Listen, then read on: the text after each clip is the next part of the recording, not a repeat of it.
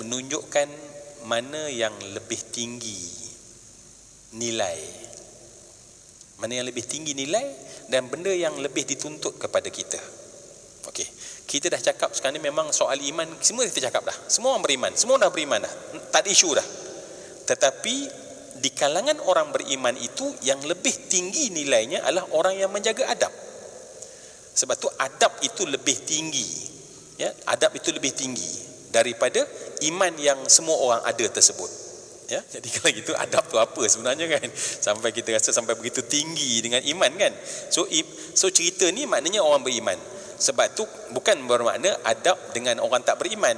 So iman dah semua orang ada, semua orang dah beriman. Semua kita ni dah contohnya rakyat Malaysia dah. Tetapi siapa rakyat Malaysia yang lebih tinggi nilainya? Okey. So adab ni ialah kehalusan budi pekerti, akhlak, ya, kehalusan budi pekerti, sopan santun, tata susila.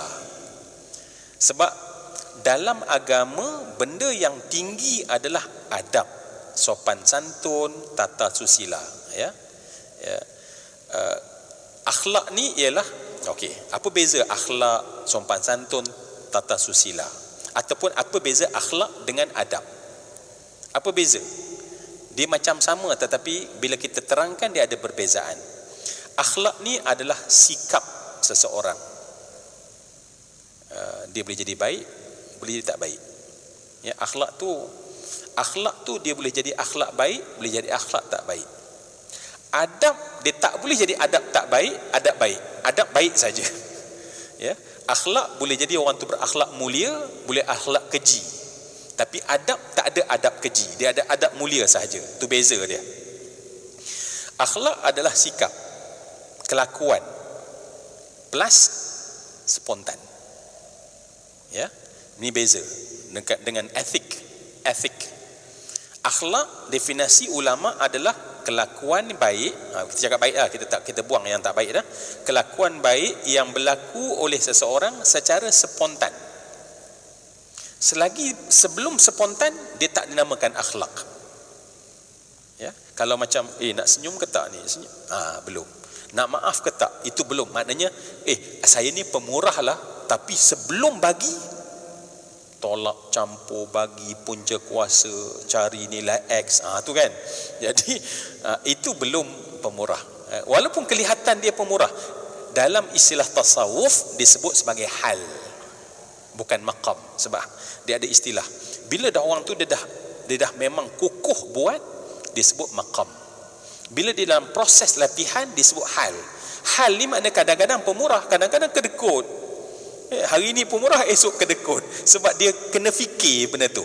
Adapun orang pemurah atau pemaaf, orang pemaaf dia memang maaf, tak ada benda. Tapi kalau orang yang memang dalam keadaan hal, ya Allah aku sakit hati betul nak maaf. Tapi ada orang dia boleh maaf, ada orang dia tak boleh maaf.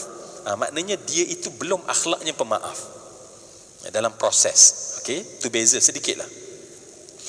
Adapun adab ni tadi tata susila tadi. Ya, adab ni adalah tata susila yang nak menunjukkan akhlak seseorang. Dan adab ini ada pada semua perbuatan. Adab ni ada semua perbuatan. Sebab tu ada adab bila makan, ada adab makan. Ya, orang kalau Mak Saleh dia belajar tentang table manner sebagai contohnya, ya. Kita ada adab makan contohnya. Ada adab bercakap. Ya, bercakap pula dengan orang tua adabnya lain, dengan sebaya lain, dengan di bawah lain. Nampak?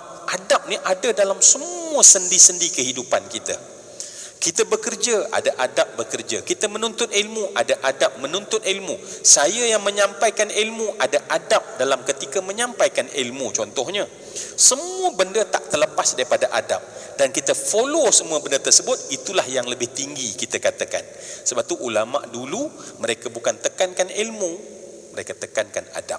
Sebab once orang tu beradab, Allah bagi ilmu. Hari ini kita pulun ilmu, kita buang adab. Maka kita dapat apa yang dalam buku, kita tak dapat apa yang Allah nak bagi. Min ladunna ilma, Allah tak bagi pada kita. Ya, jadi kita boleh dapat sebab Allah ada peraturan barang siapa usaha dia dapat. Manjadda wajada, kan? Dia usaha dia dapat, tetapi adab langsung tak ada, ya. Dan hari ini cukup bahaya, kan? Sebab kita banyak dipengaruhi oleh barat, influence by barat.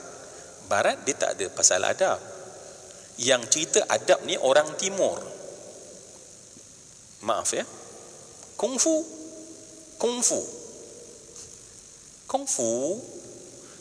kalau dia belajar kungfu, biasanya ada murid dengan guru, kan? Guru murid. Apa dia ajar? Adab. Macam mana menunduk. Itu contoh timur dengan adab compare to barat dengan adab. Barat masuk kelas, kita je yang macam Upin Ipin, kan? Selamat pagi cikgu. Kan? Barat tak ada, masuk kelas, belah kelas macam tu je. Cikgu pada dia, you sebagai sebab you cari makan, profession you sebagai cikgu, you bagi ilmu. Tetapi kita no, sebab kita akhirnya berantai-rantai pada Allah Subhanahu Wa Taala. Jadi sebab tu semua dalam hidup kita beradab. Bila cakap dengan suami, ada cara dia. Walaupun macam kita dah anggap dia kawan, tetapi tetap ada Islam menjaga adab-adab tertentu.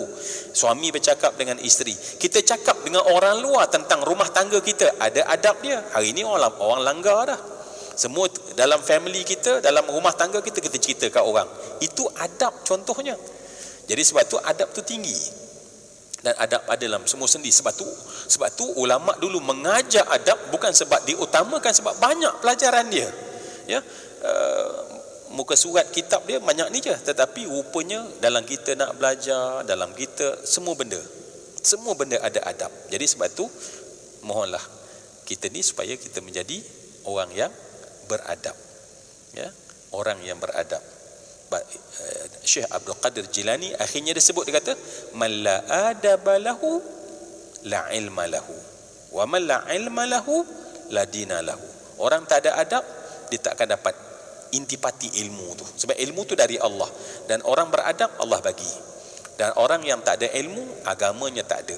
Jadi hakikat pada hari ini, kalaupun kita dengar orang tu hebat ilmu agamanya, tetapi hakikatnya agamanya tak ada.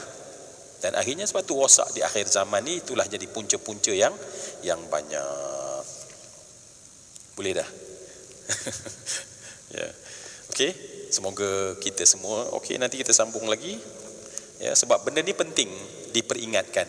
Sebab kita, dan inilah penting kita belajar. Kalau kita tak belajar, kita tak ingat bahawa rupanya dengan saudara kita penting rupanya. Jaga saudara itu penting, berakhlak dengan saudara itu penting, kan? Kalau kita tidak, kita rasa macam terpulang kat kita lah. It's up to me lah nak buat. Once kita belajar, kita berbeza. Ya, jadi semoga Allah bagi kita ilmu sentiasa yang bermanfaat. Amin ya